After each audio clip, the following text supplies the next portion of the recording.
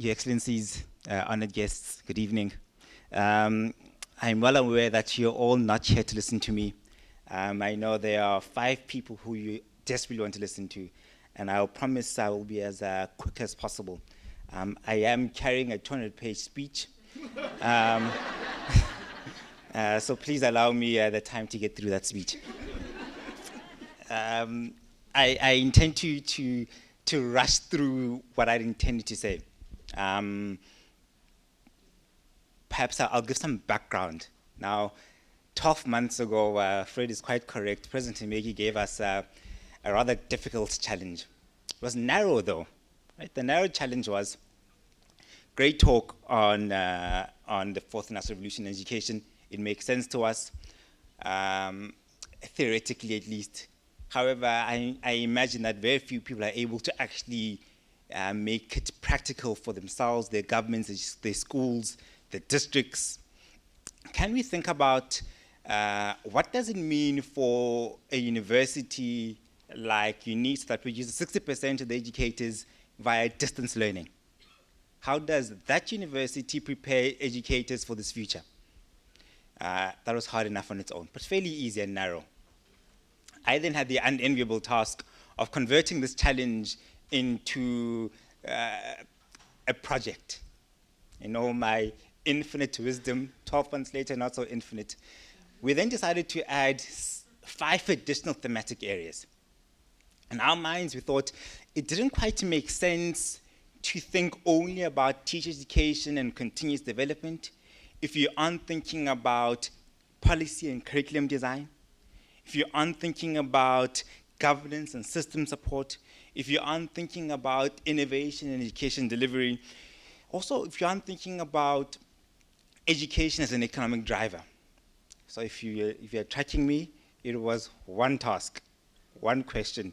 How do you help a university best prepare educators for the 21st century? We made this a rather ambitious task for ourselves.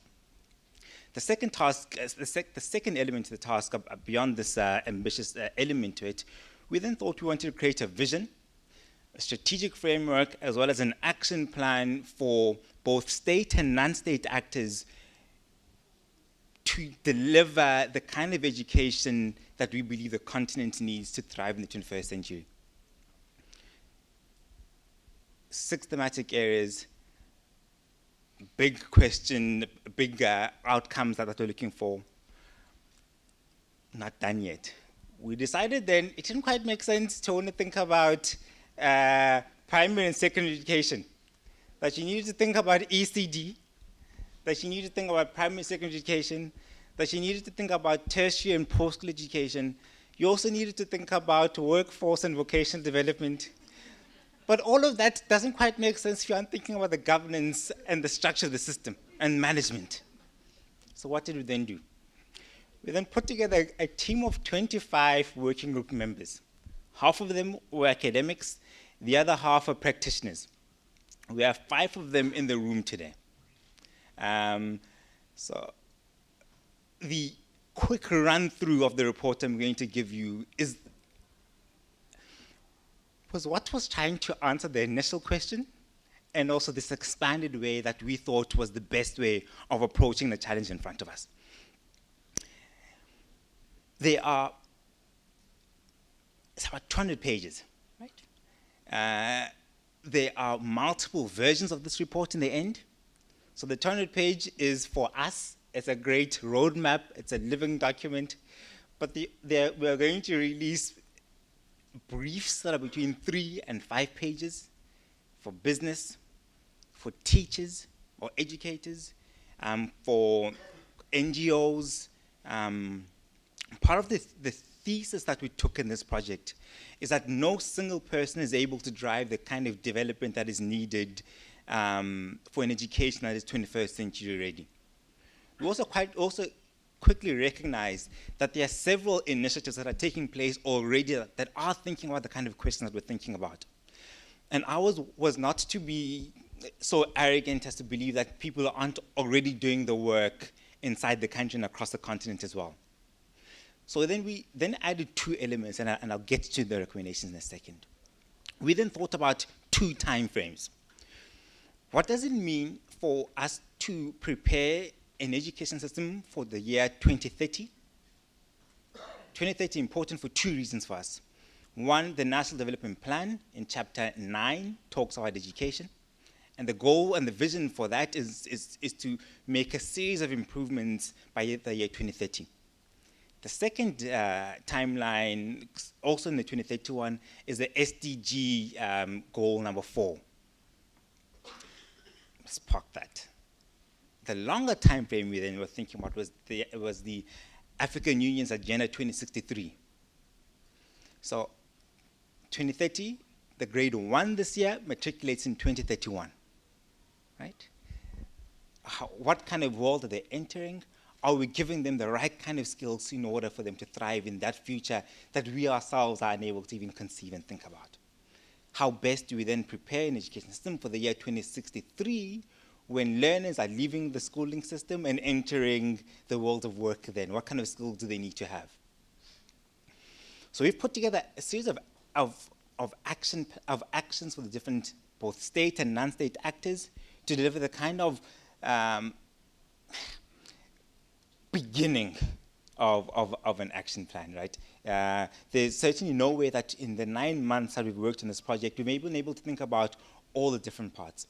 In the report, you'll realize there are 4 pilot studies that we offer, right?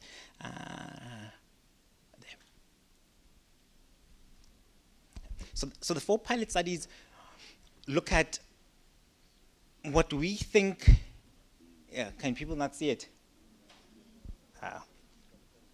Okay, I'll read them. The first pilot study is looking at inclusive decolonized curricula. We think part of the work that needs to be done in thinking about some of the ways of improving education system for the future is thinking about this question. So how do we think about the different players and the different ways of ensuring that an education system is responding to the challenges in front of it, in front of the continent. The second one is examining existing online resources. I mean, very similar to what we were hearing from Prophet Juro, is that there are several interventions in the space, but are they best equipping the country and the continent for the future that we desire? The third pilot study is one that's looking at emulating global best practices in education, in fourth industrial revolution education. In our mind, again, there is a need to begin to think both locally and globally about what needs to be done moving forward. The fourth pilot study is one that's looking at bringing teachers into the fourth industrial revolution. There's a fifth one that we didn't add, and we think it's a horizontal and cross-cutting one. And the fifth one is the kind of education system we have just locally in the country is one that has 24,000 schools, 12 million learners, and about 1 million teachers in the system, if I'm correct, Minister. A good majority of these schools are in rural areas, the others are in urban areas. So when we think about an education system that is 21st century ready, one has to be thinking about both rural schools as well as urban schools. So when you're talking about the kind of technologies that we speak about throughout the report and think about the kind of pedagogical approaches as well, it is equally important to think about how do we think about curriculum, teacher development in both a rural and an urban environment.